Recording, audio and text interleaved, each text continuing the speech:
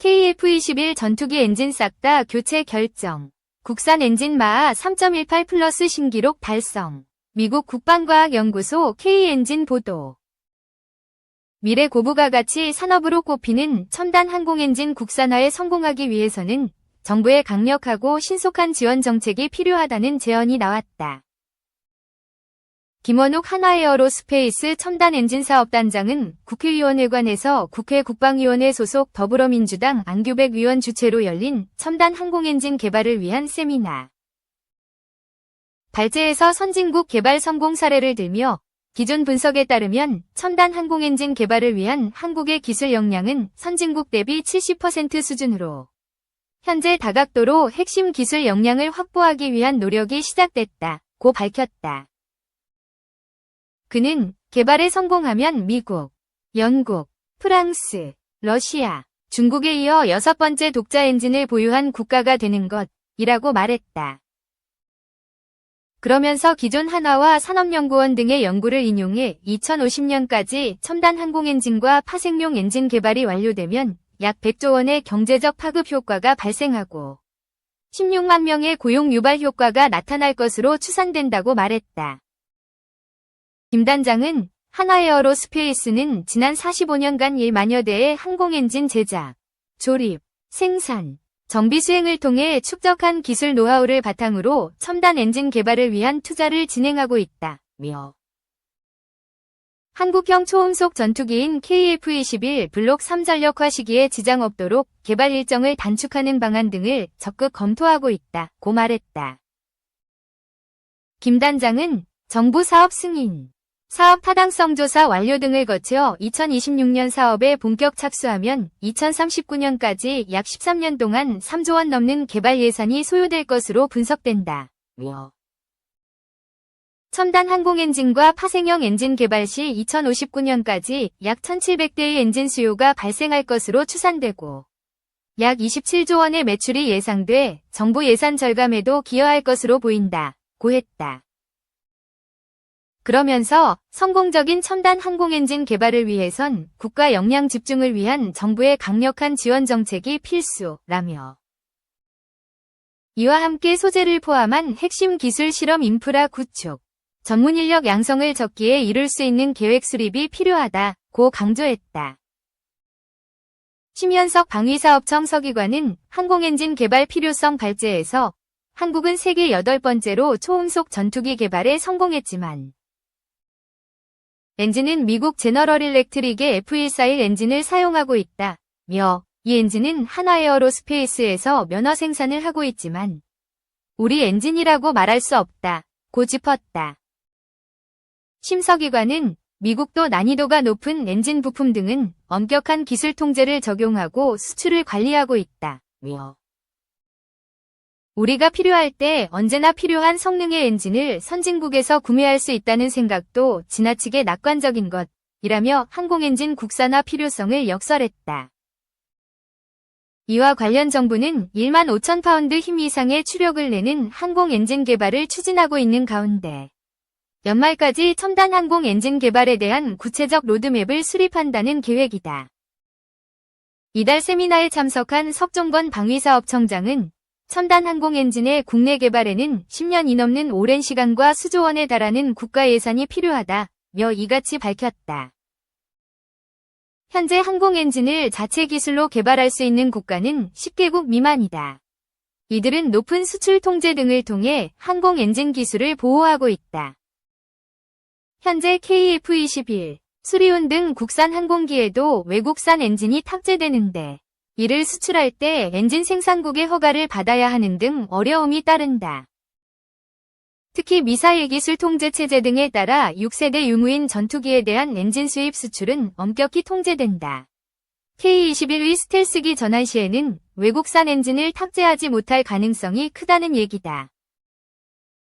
따라 정부는 국방과학연구소 주관으로 출력 1만 5000 IBF급 이상의 항공엔진 개발을 위한 개념 연구를 진행하고 있다. 이 사업에 한화에어로스페이스와 두산에너빌리티는 각각 항공엔진 개념 설계안과 개발 전략을 제출했다. 양사는 한국형 전투기 KF-21에 탑재된 미국 제너럴 일렉트릭의 F414 엔진을 기반으로 신규 엔진 모델을 제시했다. F414보다 출력과 연료 소모율이 10에서 15%가량 늘어난 설계안을 제출했다. 세미나를 주최한 안규백 위원은 개회사에서 국산 첨단 항공 엔진을 적기에 개발할 수 있도록 법과 제도적 뒷받침이 필요하다며 미국에 승인 없이 수출하고 여타 산업으로 파생할 수 있도록 지혜를 모아야 할 때라고 말했다. 이날 세미나에는 안 위원을 비롯해 민주당 허성무 박선원 부승찬 위원, 국민의힘 강선영 위원 등이 참석했다. 또 석종건 방위산업청장, 이건환 국방과학연구소장, 신상범 국방기술품질원장, 최병로 한국방위산업진흥회 부회장, 손재홍 국방기술진흥연구소장 등 100여 명이 자리했다.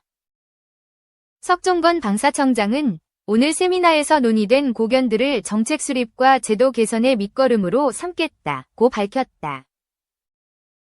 2. 한독 파트너십 강화, 인태 해양안보협력 순항, 바덴비르텐베르크함, 최장 24개월 작전 능력. 이날 취재진에 공개된 바덴비르텐베르크함은 독일 해군이 기존 브레멘급 프리기함들을 대체하기 위해 건조한 4척의 동급 함정 중 1번 함이다. 2019년 취역했으며 만재 배수량 7,200톤에 126명의 승조원이 탑승한다. 주요 무장은 127mm 함포, 하푼 대함미사일, 램 단거리 대공미사일, 기관포 등이다. 4척의 고속단정과 2대1 링스 헬기도 싣고 있다. 다만 비슷한 크기의 한국 해군 구축함이 장착하고 있는 수직발사대는 없었다. 전체적으로 저강도 분쟁에 신속히 장기간 대응할 수 있는 능력에 초점을 맞춘 함정이었다. 실제 바덴비르텐베르크함은 최장 24개월에 이르는 단독 작전 능력을 보유하고 있다.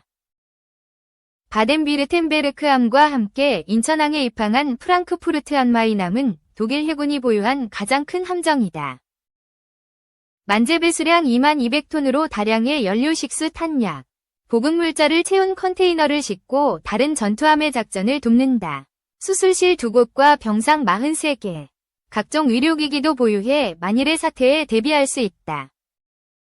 두 함정은 지난 5월 시작돼 오는 12월까지 이어지는 2024 인도 태평양 임무의 일환으로 한국을 찾았다. 이는 2020년 인도 태평양 정책 가이드라인을 통해 지역 내 전략적 파트너들과 협력을 강화하겠다고 발표했다. 무역강국인 독일 입장에서 자유롭고 안전한 해상교통로를 확보하는 것이 중요하다는 판단에서다. 이와 관련 2021년에는 독일 해군 프리기함 바이에른함이 부산항에 입하했었다. 최근 러시아 우크라이나 전쟁 여파로 독일을 비롯한 유럽의 안보 불안이 높아졌지만 두 함정은 인도 태평양 지역에서 임무를 지속하고 있다. 미국, 캐나다 등 태평양에 접한 국가들을 잇따라 방문하는 한편 지난 7월 미 하와이에서 열린 환태평양 훈련에도 참가했다.